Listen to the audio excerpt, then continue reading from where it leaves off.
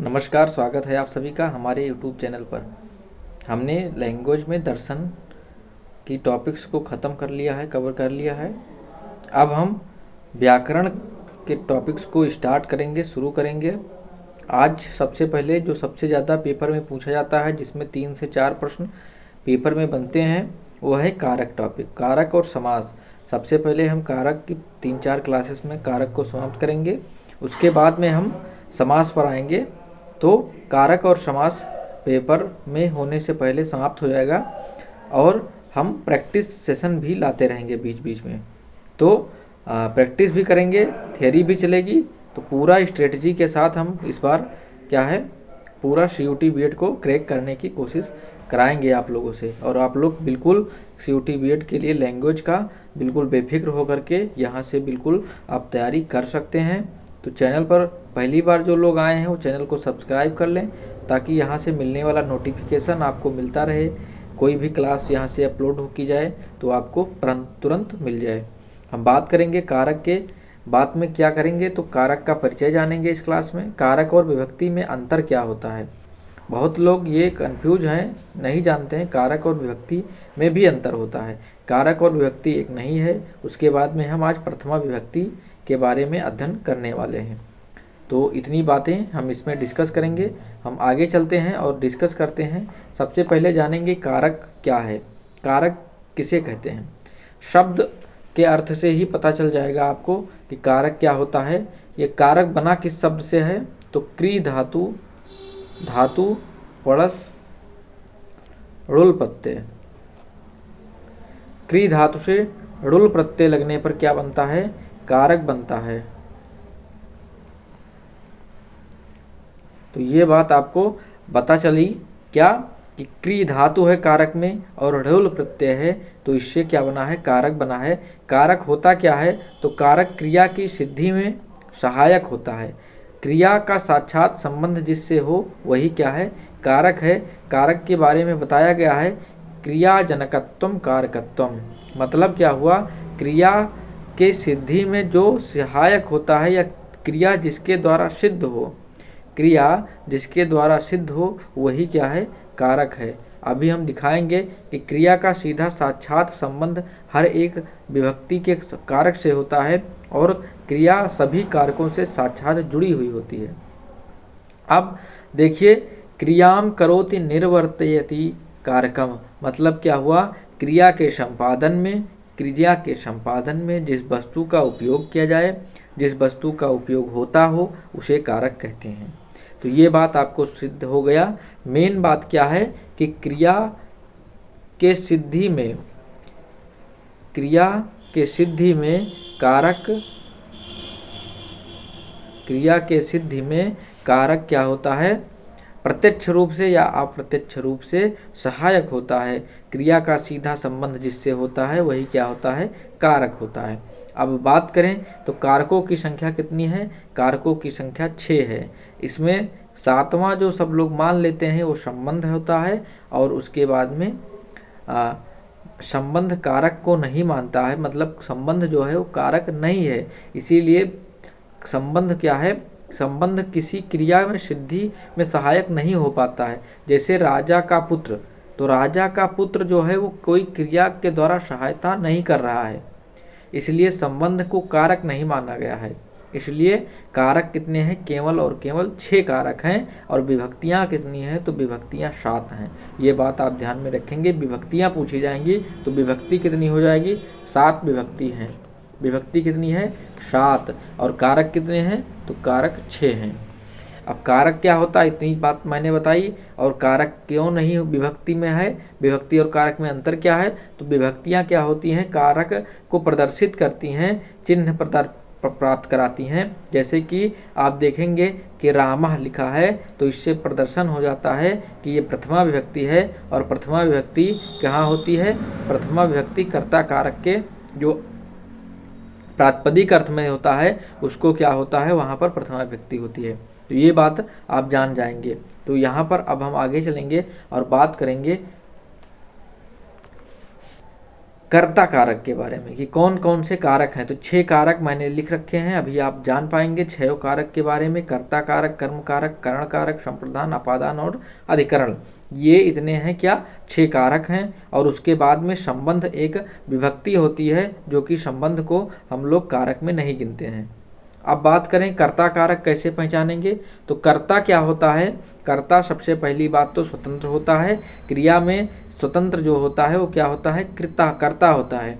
और क्रिया का संपादक जो करने वाला हो वो भी कर्ता होता है। तो 2 बातें यहाँ पर निकल कर आई कि कर्ता क्या होता है, स्वतंत्र होता है। कर्ता क्या होता है, स्वतंत्र होता है, स्वतंत्र होता है। और क्रिया का जो संपादक करता है वो क्या होता है, कर्ता होता है। कैसे, जैसे देखिए यहाँ पर वाक्य लिखा हुआ है रामः पठति। अब पठति क्या है, क्रिया है, और पढ़ने का कार्य कौन कर रहा है, संपादन इसका कौन कर रहा है, तो राम कर रहा है। इसलिए राम क्या हुआ, यहाँ पर कर्ता हुआ। जैसे रामः पठति, तो रामा क्या है, कर्ता हुआ, क्योंकि पठति क्रिया के द्वारा पढ़ने का जो कार्य है वो राम के द्वारा संपादित हो रहा है। इस प्रकार क्रिया का संबंध जिसके द्वारा संपादन में हो, क्रिया का संपादन करने में जिसका संबंध आता हो वह कर्ता होता है, और कर्ता सदा ही स्वतंत्र होता है। दूसरी बात आती है कर्म। तो कर्म क्या होता है, कर्ता को जो क्रिया के द्वारा, यहाँ पर ये क्रिया है, ये कर्ता है, कर्ता को जो सबसे ज़्यादा इच्छित हो या अभीष्ट हो क्रिया में, वह क्या होता है, कर्म होता है। जैसे कि राम को पढ़ने की क्रिया द्वारा पुस्तक पढ़ना क्या है, अभीष्ट है। पढ़ने की क्रिया है, राम करता है, और इस क्रिया के द्वारा, पठित क्रिया के द्वारा क्या पढ़ना सबसे अभीष्ट है, तो क्या का आंसर, क्या उत्तर आता है, पुस्तक पढ़ना। तो राम सबसे ज़्यादा क्या पढ़ना चाहता, पुस्तक पढ़ना चाहता है। तो पठित क्रिया के द्वारा क्या अभीष्ट हो रहा है, पुस्तकम। तो पुस्तकम क्या हुआ, कर्म हुआ। तो इस प्रकार से क्रिया के संपादन में कर्ता के सर्वाधिक अभीष्ट को क्या कहते हैं, हम कर्म कहते हैं।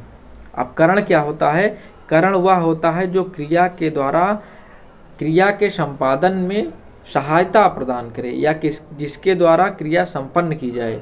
करण क्या होता है, जिसके द्वारा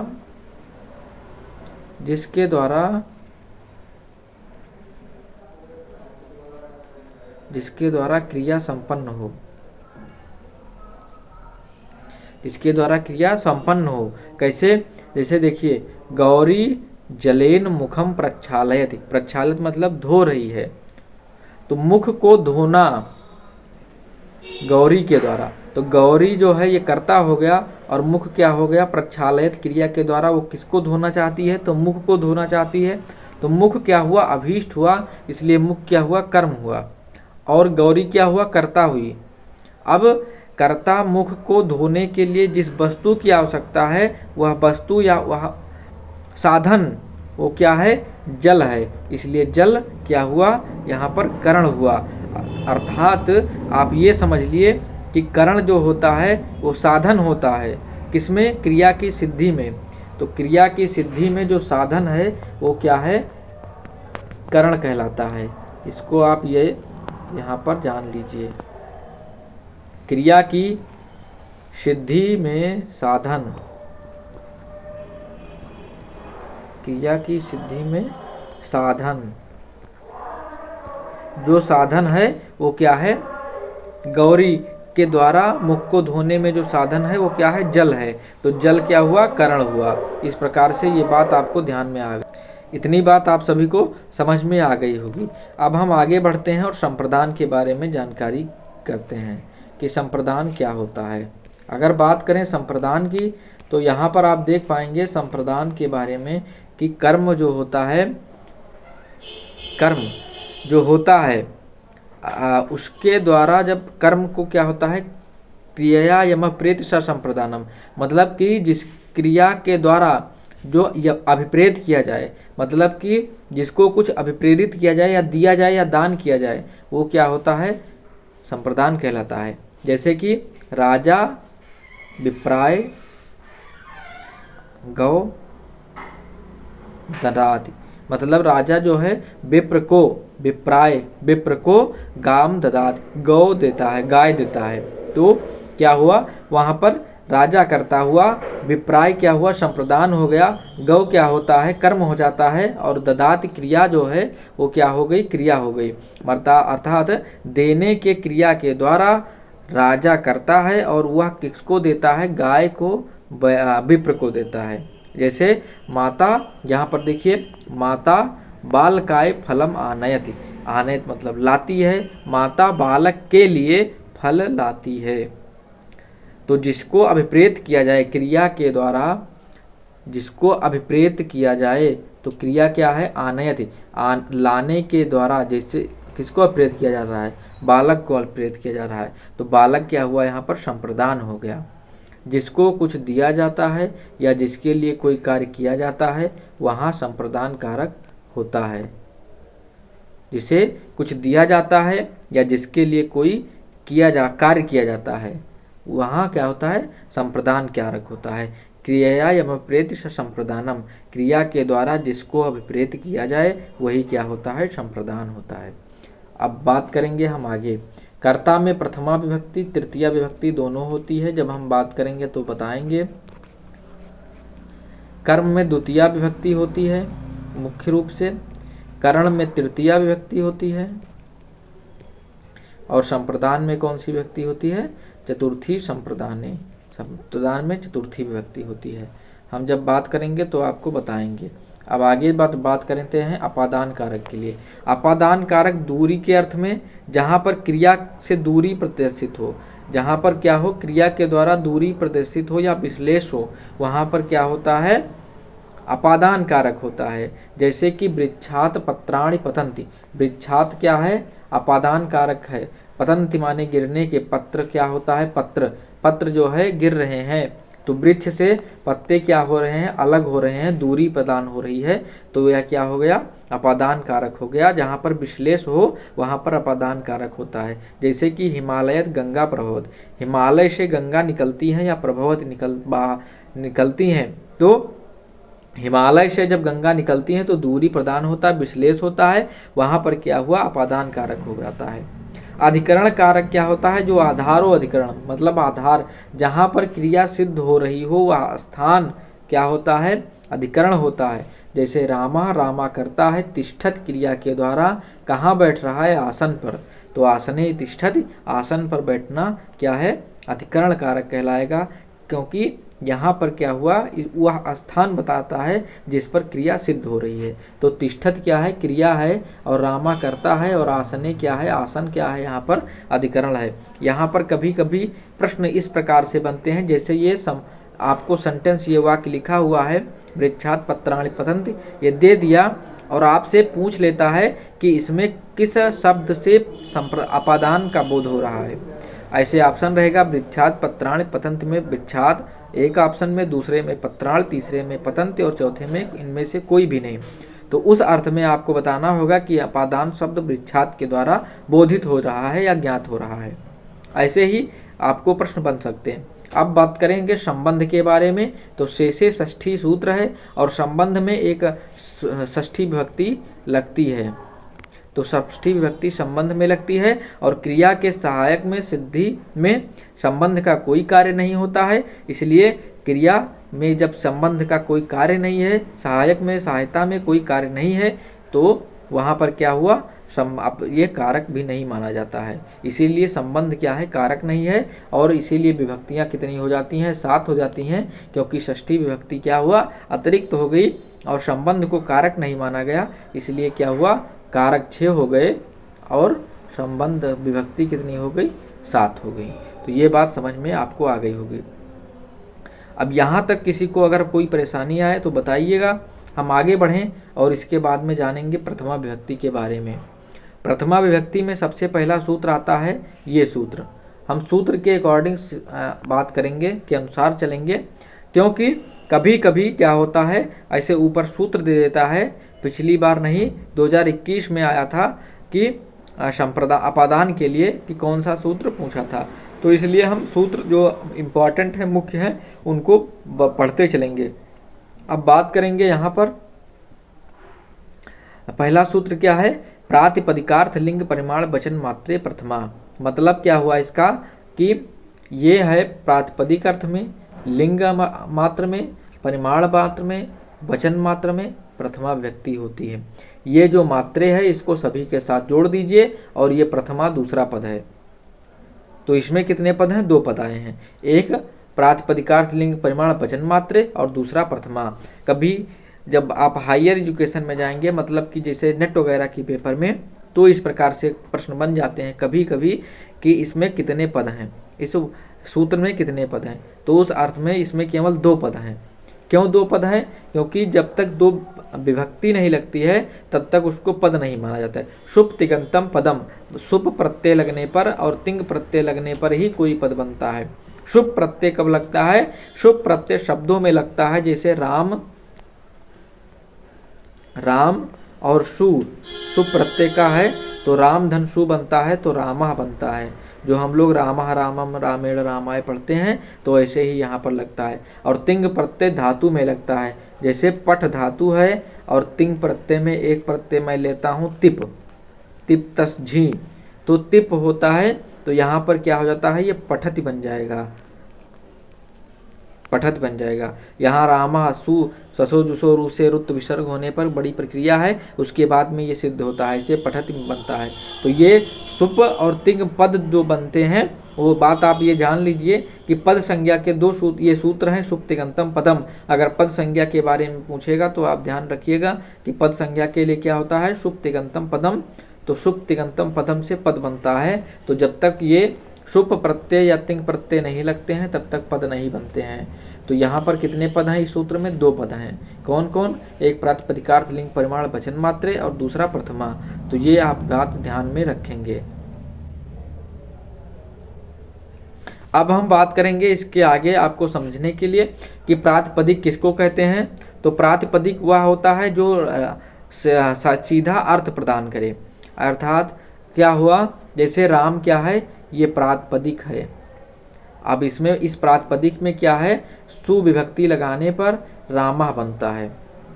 तो ये क्या है? ये प्रातिपदिक है और सुविभक्ति लगने पर क्या हुआ? बनता है क्या? विभक्ति लगाने पर ये क्या होता है? पद बन जाता है। तो पद से पहले जो होता है वो प्रातिपदिक होता है और पद के बाद में क्या बनता है? पद के बाद में बनता है, जब हम प्रातिपदिक के बाद में विभक्ति लगाते हैं तो पद बन जाता है। अब बात करें नियतोपस्थिति का प्रातिपदिका, अर्थात नियत रूप से जो उपस्थित है वो इसके प्रातिपदिक कहते हैं। एक सूत्र है नियतोपस्थिति का प्रातिपदिका।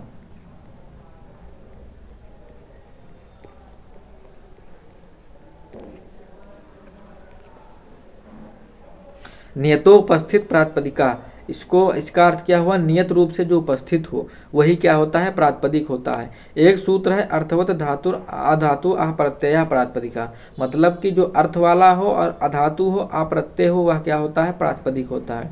एक है सूत्र कि कृत तद्धित समासाश्चा, मतलब कृदंत लगा हो, तद्धित हो और क्या हो? समास से जब पद बनते हैं तो वह सीधा पद बनते, प्रातिपदिक बनते हैं, उसके बाद में विभक्ति लगा के पद बनाए जाते हैं। तो कृत तद्धित समासाश्चा, अर्थवत अधातु अप्रत्यय प्रातिपदिका और नियतोपस्थिति प्रातिपदिका, ये सूत्र हो गए। अब प्रातिपदिक आपको समझ में आ गया होगा, जो नियत रूप से उपस्थित होता है या फिर जो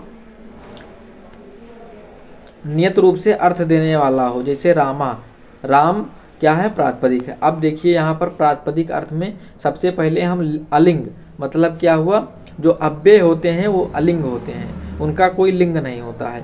जैसे पुल्लिंग, स्त्रीलिंग, नपुंसक लिंग, तो अलिंग में उच्चई नीचे ये क्या है? अव्यय है। अव्यय आदि सुपा से इनका लोप हो जाता है विभक्ति का। दूसरा है नियत लिंग, जैसे कृष्णा, कृष्णा से किसका बोध होता है? वासुदेव का। श्री मतलब लक्ष्मी, ज्ञानम मतलब ज्ञान, तो ये क्या हुआ? नियत लिंग का हुआ। कृष्णा क्या है? पुल्लिंग है। श्री क्या है? स्त्रीलिंग है। और ज्ञानम क्या है? नपुंसक लिंग है। तो नियत लिंग में कृष्णा हो गया, श्री हो गया, ज्ञानम मात्र के उदाहरण है। अब देखिए लिंग मात्र में तटः तटी तटम, यहाँ पर देखिए तटः तटी तटम, ये लिंग मात्र के उदाहरण में आते हैं। इनको ऐसे आप याद कर लीजिएगा, सीधा ही प्रश्न पूछेगा कि निम्न में से कौन सा लिंग मात्र का उदाहरण है। तो तटः तटी तटम में कोई एक रहेगा, उसको आपको चयन कर लेना है। ऐसे ही प्रातिपदिक में पूछेगा कि प्रातिपदिक में कौन सा उदाहरण है, तो ऊंचे नीचे दिया रहेगा, कृष्ण दिया रहेगा, श्री दिया रहेगा, ज्ञानम, कुछ भी दिया रहेगा, वहां पर आप उसको चूज कर लेंगे। बात करेंगे परिमाण मात्र में। परिमाण क्या होता है? मास, द्रव्यमान, परिमाण वही होता है, मतलब कि जिसको किसी के द्वारा वजन किया जा सके। अब यहां पर देखिए इसका उदाहरण क्या हो जाएगा? प्रस्थो व्रीहि, द्रोणो व्रीहि।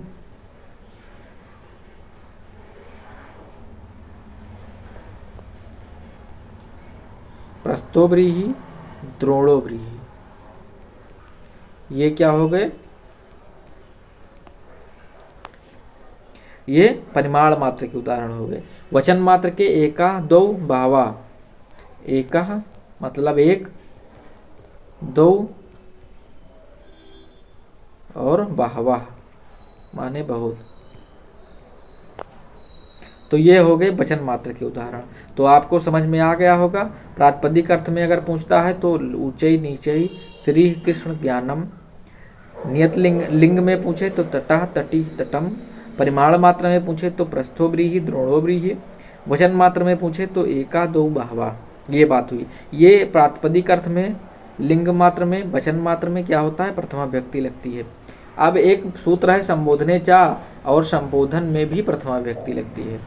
जैसे संबोधन में क्या होता है? चा का अर्थ यहां से प्रथमा ले लीजिए, तो संबोधने क्या हो जाएगा? प्रथमा हो जाएगा।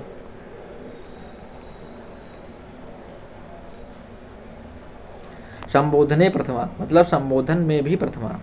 तो ये बात आपको ध्यान में रखनी है। जैसे कि हे रामा, हे राम, तो हे क्या होता है? संबोधन होता है, और हे जो अर्थ होता है वो संबोधन के अर्थ में लिया जाता है, इसलिए हे रामा भी क्या हो गया?